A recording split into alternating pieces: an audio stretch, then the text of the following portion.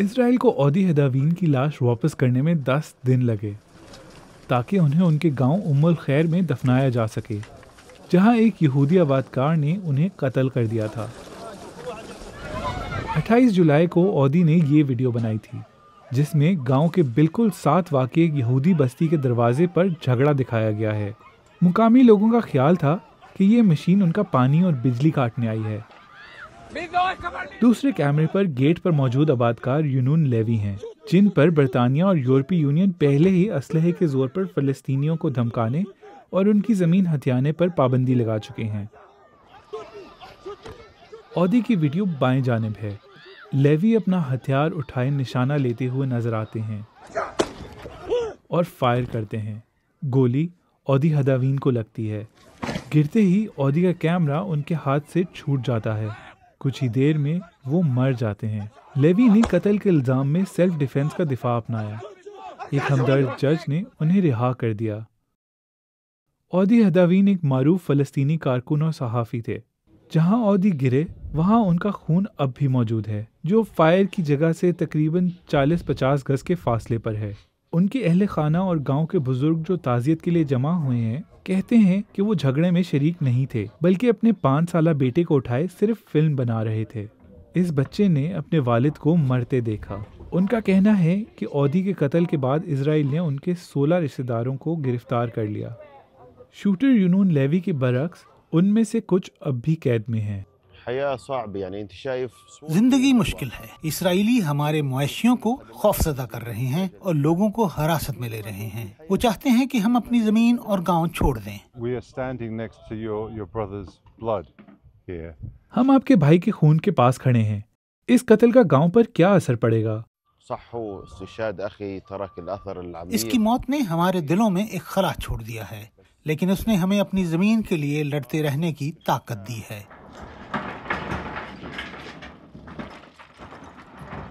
झगड़ा उस वक्त शुरू हुआ जब यहूदी बस्ती कार्मेल को तौसी देने का काम शुरू किया गया। ये मंसूबा इजरायली सिक्योरिटी फोर्सेस की प्रोटेक्शन में अब भी जारी है। 7 अक्टूबर 2023 को हमास के इजराइल पर हमले के बाद गरबी उर्दन में यहूदी आबादकारों की फ़लस्तीनियों के खिलाफ पुरतशद्दुद कार्रवाइयों में तेजी से इजाफा हुआ है। अक़वाम मुत्तहिदा के अंदाजे के मुताबिक गरबी उर्दन में रोजाना 4 ऐसे हमले होते हैं, जिसका मकसद फ़लस्तीनियों को उनकी ज़मीन से बेदखल करना होता है। एक मुकामी यहूदी रहनुमा ने उम्मुल खैर में जनाजे के दिन हमसे बात करने के लिए इस सब्ज़ाज़ार का इंतखाब किया। आज अल खैर में एक अरब शख्स का जनाजा है। उन्होंने कहा, खुदा का शुक्र है। समखा जैसे यहूदी आबादकार यकीन करते हैं कि ये ज़मीन खुदा ने यहूदियों को अता की थी। वो बहुत खुश हैं। वो कहते हैं कि फ़लस्तीनी अब उम्मीद खो रहे हैं।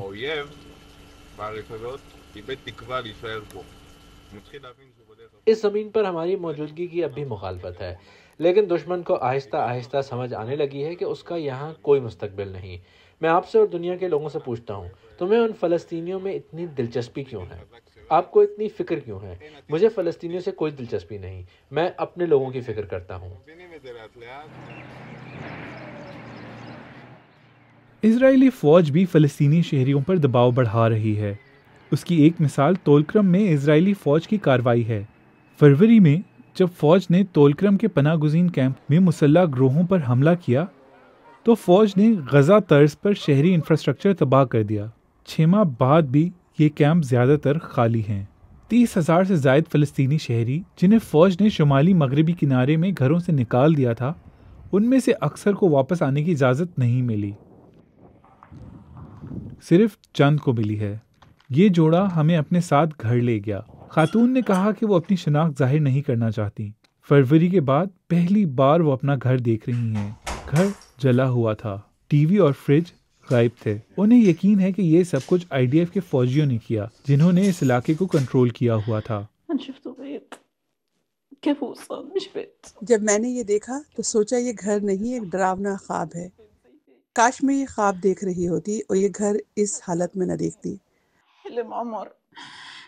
हमने ऐसा क्या किया था जो ये सब सहना पड़ा? हम तो बस आम शहरी हैं। हमारे ख्वाब, हमारी खुशियाँ, हमारी महफिलें, सब कुछ इसी घर में था।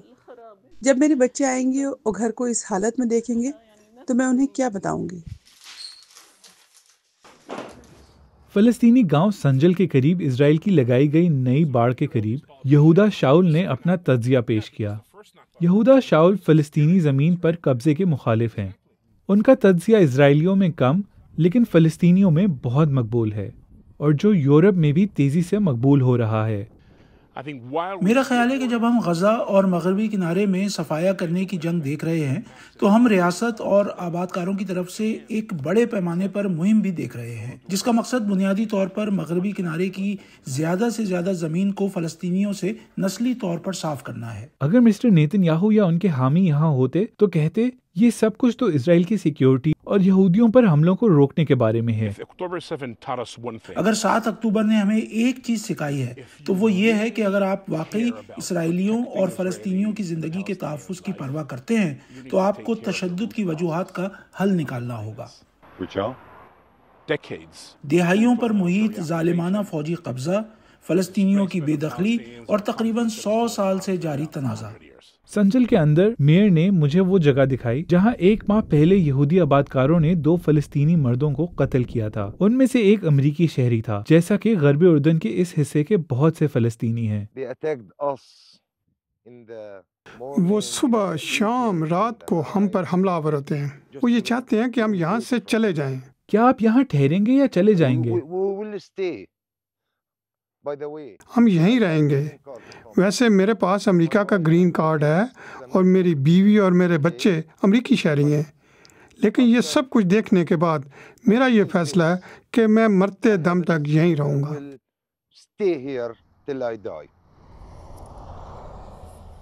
किसी न किसी मरहले पर गजा की जंग ठंडी पड़ जाएगी, लेकिन ये पहाड़ियाँ और वादियाँ गर्म हो रही हैं।